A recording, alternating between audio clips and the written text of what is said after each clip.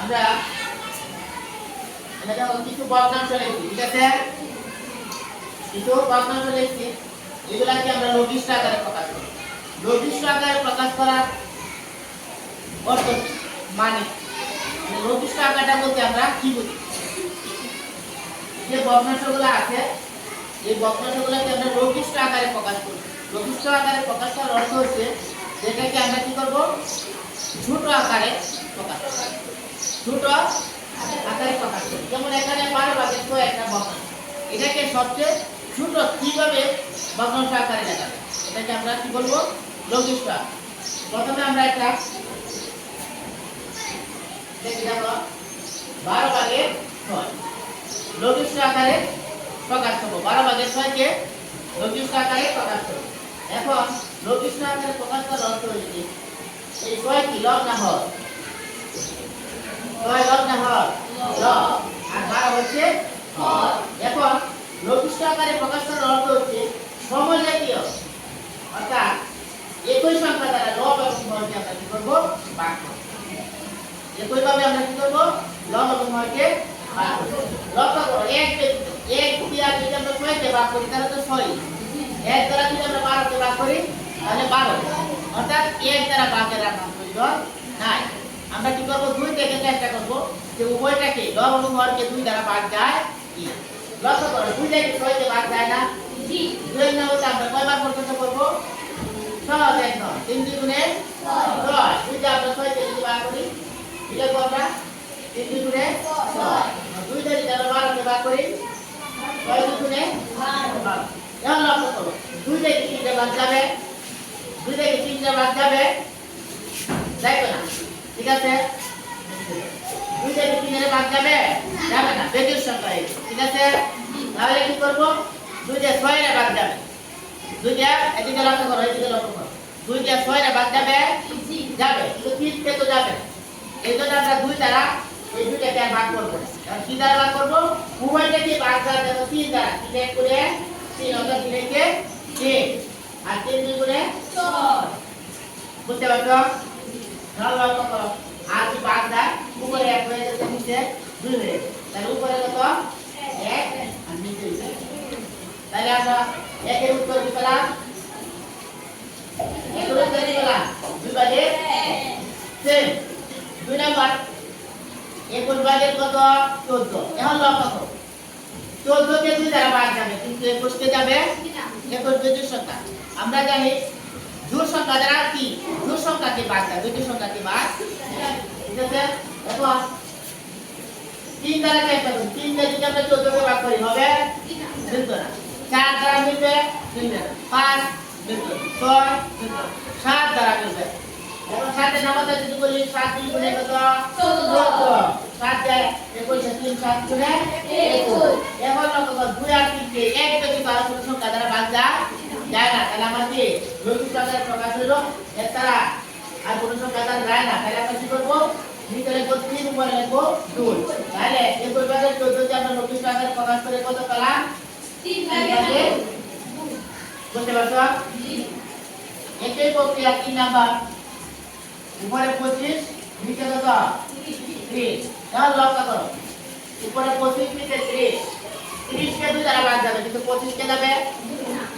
এখন 30 কে 3 দ্বারা ভাগ যাবে, 25 কে যাবে, 30 কে 4 দ্বারা ভাগ যাবে, 5 দ্বারা যাবে, 5 দ্বারা 30 কে যদি ভাগ করি 5 6 30, 5 6 30, আর 5 দিয়ে যদি আমরা 25 কে ভাগ করি 5 5 গুণে 25। এখন লক্ষ্য করো, নিচে 6 উপরে 5, আর কি ভাগ যাবে? যাবে না। তাহলে 30 ভাগের 25 এর লঘিষ্ঠ আকার হচ্ছে কত? 6 ভাগের 5। এটা উত্তর। তাহলে 6 ভাগের 5। এখন লক্ষ্য করো, 4 নাম্বার আমরা এদিকে বলতে দিই।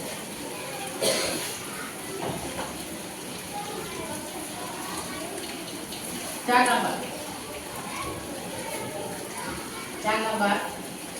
নিচে কত? 56 আর হর হচ্ছে কত?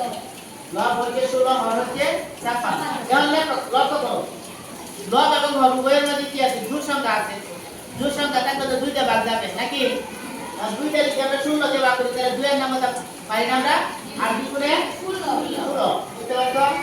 আচ্ছা আবার দুইটা 56 কে আমরা ভাগ করব অর্থাৎ দুইটা কত 5 কে আমরা ভাগ করব 2 দ্বিগুণে কত 4 তাহলে 5 টাকে আমরা 4 মনে মনে বাদ দেব তাহলে থাকে কত এখানে 1 এটা থাকে 1 আর এখানে আছে 6 তাহলে মিলে কত হলো 16 1 এনো আর এনো এটা 1 আর এনো 16 না 16 না 16 এর কি দুইটা বাদ যাবে না দুই নাম্বারটা কয়বার বলতে হবে 8 দ্বিগুণে 16 বুঝতে পারছো এখন লক্ষ্য করো 28 কেও যাবে আবার 8 কেও যাবে দুইটা 28 কে যদি ভাগ করি 4 দ্বিগুণে 8 আবার দুইটা 28 কে যদি ভাগ করি 2 কে 2 4 দ্বিগুণে ঠিক আছে এখন লক্ষ্য করো আবার যাবে দুইটা 2 দ্বিগুণে কত 4 আর 7 দ্বিগুণে 14 এখন কি আরো যায় না তাহলে 7 বাই 2 হচ্ছে 7 5 বাই 16 এর লব্ধি সংখ্যা বুঝতে পারছো তো ভাই তাহলে বুঝতে পারছো লব্ধি সংখ্যা কিভাবে লব্ধিটা করতে হয় এরকম ভাবে আমরা বড় সংখ্যাকে ভগ্নাংশকে আমরা কি করতে পারবো লব্ধি আকারে প্রকাশ করতে পারবো আর এটা কি হলো 5 নাম্বার কত 42 ভাগে 35 আমরা লক্ষ্য করব প্রথমে কি দ্বারা উভয়টারই ভাগটা আমরা এখানে লক্ষ্য করব 5 এনো 2 এনো 2 তার মানে কমপক্ষে বেজোড় সংখ্যা দ্বারা কি যাবে ভাগ হবে ঠিক আছে এখন এটাকে 3 দ্বারা যাবে না আমরা যদি 5 দ্বারা ভাগ করি 5 দ্বারা পাই কি 42 মিলে 6 দ্বারা যদি ভাগ করি 6 দ্বারা 42 উপরে এটা নিয়ে এটা আমরা 7 দ্বারা ভাগ করি 7 এর নাম্বার যদি আমরা 5 ভাগ করি 5 7 করে 35 5 7 করে 35 তাহলে আমরা কত লিখবো 5 আর 7 এর নাম্বার যদি আমরা 6 ভাগ করি 6 সাথে 6 সাথে এখন লক্ষ্য করো 2 এবং 5 এখন কোন সংখ্যাতে ভাগ যায় নেই যায় না তাহলে উপরে কত 5 নিচে কত 6 তাহলে 42 ভাগে 35 এর লব্ধি আকার কত 6 ভাগে 5 এখন কি বুঝতে পারছো আর এরকম লব এবং হর সম্বলিত অর্থাৎ ভগ্নাংশ যদি থাকে যদি বলে যে তাকে তোমরা কি করো লব্ধি আকারে প্রকাশ করো পারতে না এখন এটার আরো নিয়ম আছে আমরা যদি আরেকটা নিয়ম বলি লক্ষ্য করো যে আরেকটা নিয়ম আমরা দেখাই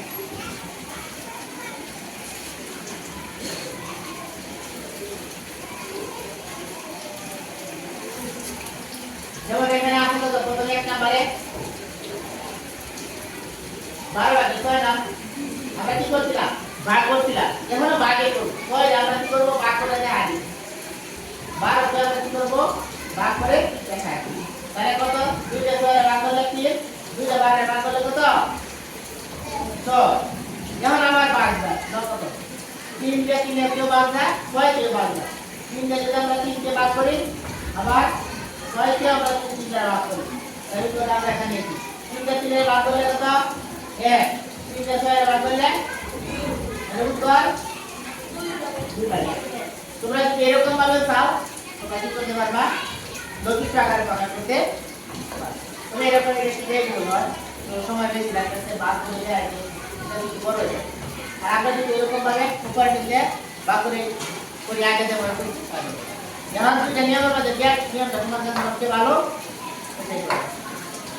আমার কাছে মনে হয় প্রথমটাই ভালো কি বলো প্রথম নিয়মটা কি সহজ লাগছে না তাহলে এত বারবার ভাগ কারণ কিরকম সমস্যা আছে লব্ধি আকারে প্রকাশ মানে কি ভগ্নাংশটাকে আমরা কি করবো ছোট আকারে প্রকাশ করবো যতটুকু ছোট করা যায় কিভাবে ভাগ করে আমরা বুঝতে পারছি সবাই আচ্ছা ধন্যবাদ সবাই